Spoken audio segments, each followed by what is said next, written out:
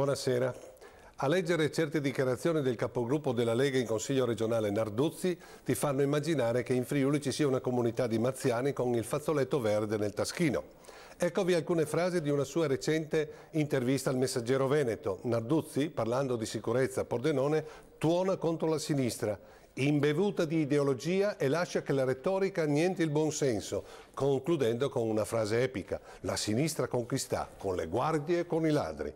O con i ladri, con la legalità o con i furti. Non è fantastico? Dette da un rappresentante leghista suona davvero paradossale. Da una Lega che in tutti questi anni ha votato a livello nazionale tutte le più schifose leggi volute da Berlusconi per salvarlo dai processi, disarmando in tal modo le forze dell'ordine e la magistratura. Una Lega che assieme ai maggiordomi berlusconiani ha votato contro gli arresti della procura chiesti dalla procura di Napoli del deputato del PDL Cosentino, accusato di essere referente politico dei casalesi, la più feroce e potente camorra napoletana. Una Lega che ha votato contro l'arresto del senatore tedesco del PD, accusato dalla procura di Bari di corruzione, che ha votato contro la sfiducia all'ex ministro dell'agricoltura Romano, accusato di vicinanza alla mafia.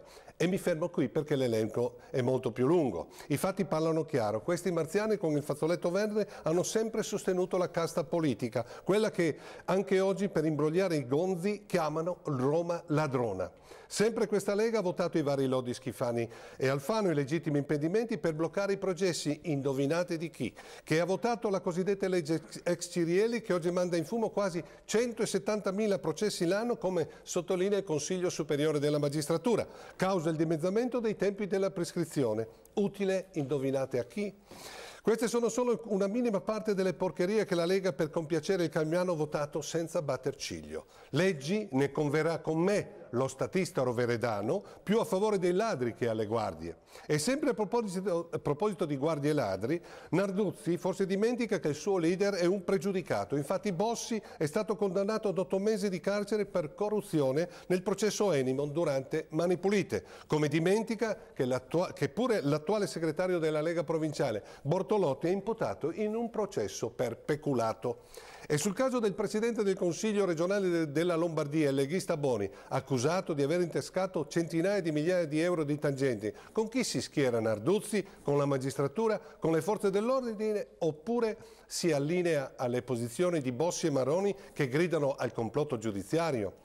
I leghisti sono ormai totalmente omologati ai Berluscones e allora non vi pare che le dichiarazioni del capogruppo della Lega in Consiglio regionale siano insopportabili? Personalmente da anni vengo accusato di giustizialismo, di essere un manettaro solo perché vorrei che chi delinque venisse sbattuto in prigione. Io tra guardie e ladri sto con le guardie, senza se e senza ma. Mentre dopo i fatti che ho elencato, il marziano Narduzzi con chi sta? Con le guardie o con i ladri? Con la legalità o con i furti? Certo, la Lega e il Prode Narduzzi, per nascondere il totale fallimento della loro politica in questi lunghi anni in cui è stata al governo a Roma e nelle amministrazioni locali, fa la voce grossa contro gli immigrati, i poveri cristi, imbrogliando i propri elettori meno preparati. Proprio ieri, parlando all'Università dell'Insubria di Varese Como, Maroni lo ha detto esplicitamente. La Lega all'inizio era percepita come un movimento xenofobo e razzista, un messaggio che non condivido, però non lo nascondo. Su questo ci abbiamo marciato. Quando si è capito che un certo atteggiamento garantiva consenso, capito?